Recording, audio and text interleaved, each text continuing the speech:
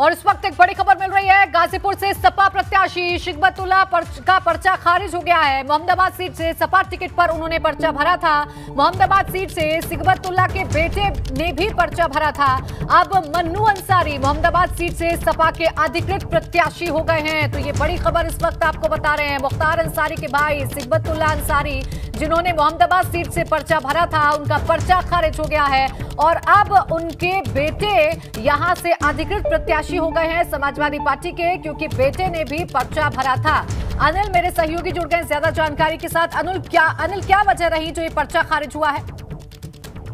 जी बता दें कि राजनीति में लगातार जो देखा जा रहा है कि जो भी बड़े नेता हैं वो अपनी खुद की जगह पर अपनी दूसरी पीढ़ी को राजनीति में लाना चाहते हैं और कुछ ऐसा ही जो है अंसारी परिवार में भी देखने को मिल रहा है। अगर हम कुछ दिन पहले की बात करें तो मऊ से मुख्तार अंसारी जहां लगातार कई बार जेल में रहकर चुनाव लड़े हैं, लेकिन इस बार जो उनके बेटे अब्बास अंसारी ने नामांकन किया और वहीं अब उनके मैं आपको रोकना चाहूंगी अनिल। इस वक्त खुद शिकबतुल्ला अंसारी हमारे साथ जुड़ गए हैं फोन लाइन पर। सर, मैं आपसे जानना चाहूंगी कि क्या वजह रही जो आपका पर्चा खारिज हुआ है?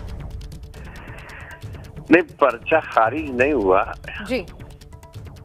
नई सपा है, नई सोच है, युवाओं का युग है जी।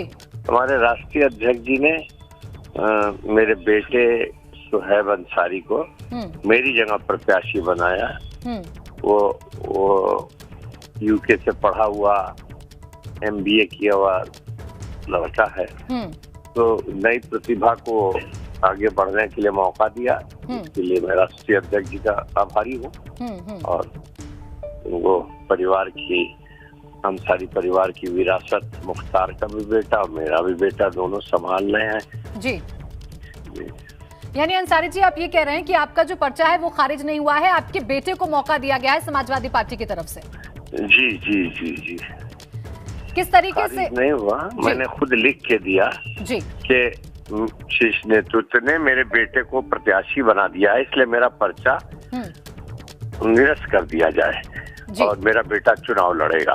जी बिल्कुल। मैं आपसे ये भी जानना चाहूंगी अंसारी जी कि आपने और आपके बेटे ने दोनों ने एक साथ पर्चा दाखिल किया था, यानी उम्मीदें आपको थी कि समाजवादी पार्टी मौका देगी युवा चेहरे को?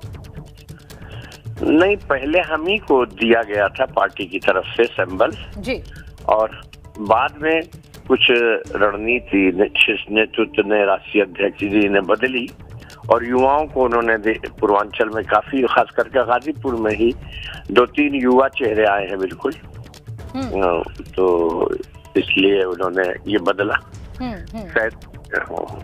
बिल्कुल। यानी अंसारी जी, देखिए ये स्पष्ट हो गया है कि आपका पर्चा खारिज नहीं हुआ, आपने खुद वापस लिया है, आपने खुद लिखकर निरस्त करने की बात कही है। जी जी के दे दिया था।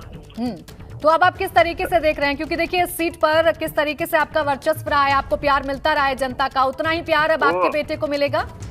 बिल्कुल, उससे ज्यादा ही मिलेगा। आज हर आदमी चाह रहा कि युवा आगे आए और हमारे देश की 30-35% युवा आबादी है और अच्छी पढ़ी लिखी प्रतिभाएं आएंगी तो उनके लिए, प्रदेश के लिए, देश के लिए अच्छा एक वो बनेगा। हम लोगों की उम्रें हो गई 70 साल, वो नौजवानों को आगे आना ये उन्हीं का युग है, तो इसमें बिल्कुल। आपने देखिए मेरे सवाल की शुरुआत में ही कहा था कि नई सपा है, आपने इसका जिक्र किया, तो यही नई सपा की झलक है कि अब नए चेहरों को आगे लेकर जाया जाएगा? हाँ हाँ, नए चेहरे नई सपा में आएंगे जभी तो वो नई कहलाएगी ना। जिस तरीके से अब ये पूरी चीज सामने आई है, ये खबर सामने आई है और आप बता रहे हैं अंसारी जी कि आपने ही पर्चा अपना वापस लिया है, आपको नहीं लगता कि भारतीय जनता पार्टी अब मुद्दा बनाएगी और आप पर हमला करेगी?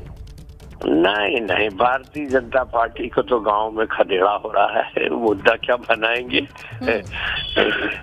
ज्यादातर लोगों की इस फैसले पर राष्ट्रीय नेतृत्व के खुशी का इजहार कर रहे हैं और बीजेपी का तो लोगों के सवाल का जवाब देते देते बुरा हाल है, वो क्या हमारे पर करेंगे।